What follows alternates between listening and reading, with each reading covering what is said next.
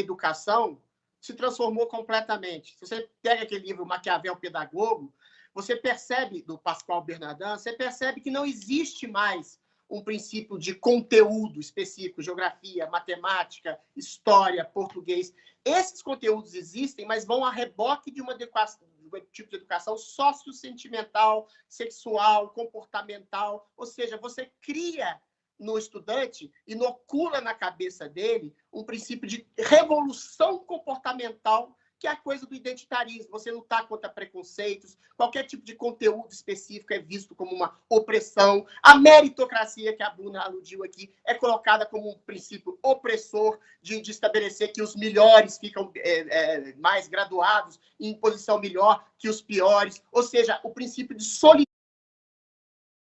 o princípio de coletivização da mediocridade, em que os melhores são sufocados dentro de um espírito de grupo. Ou seja, todo o eixo da educação sociosentimental, socioconstrutivista, como você quer saber, é exatamente rebaixa a educação. Por que os melhores resultados são da Coreia, da China, do Japão? Por que esse papo ocidental de identitarismo, de educação sociosentimental, não cola lá? Por que Paulo Freire cola com o estudante que não tem muito acesso aos conteúdos? Porque ele ensina o princípio, antes da hierarquia, antes dos conteúdos, ele ensina o princípio de um ressentimento, de uma rebeldia, antes do aluno saber por que ele é rebelde.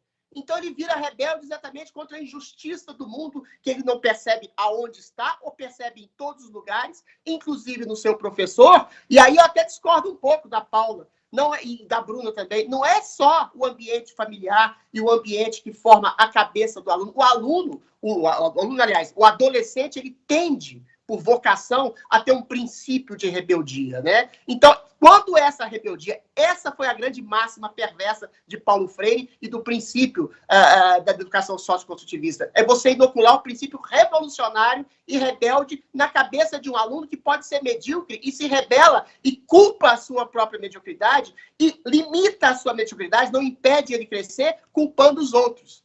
Eu sempre faço uma comparação aqui entre o princípio do pecado original, que percebe que você é miserável, você é medíocre, você tem um mal dentro de si, e enxergando isso, você pode ajudar. O professor pode ajudar o aluno a melhorar, o aluno pode ensinar o professor a melhorar, um aluno pode ensinar outro aluno, os pais podem ensinar seus filhos, os filhos podem ensinar seus pais, todo mundo percebendo que, para ascender da mediocridade, desse mal em si. O Rousseau, com a teoria do bom selvagem, que eu acho que é a base da esquerda identitária, que é a base dessa educação sociosentimental, ele ensina o seguinte: você é bom, você é maravilhoso, você é justo, o que te ferra é a sociedade.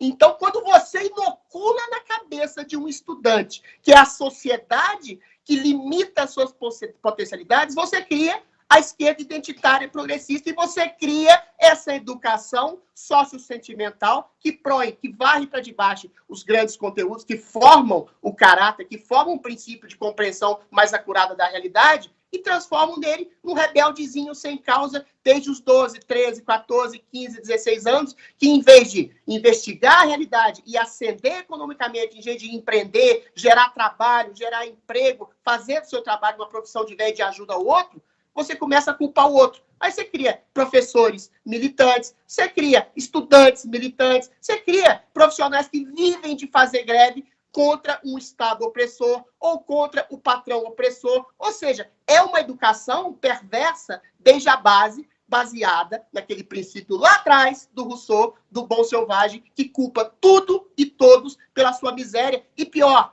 te impede de sair da sua miséria intelectual, social, da sua miséria intelectual, e transforma você num miserável militante contra aqueles que você acha que são os causadores da sua miséria.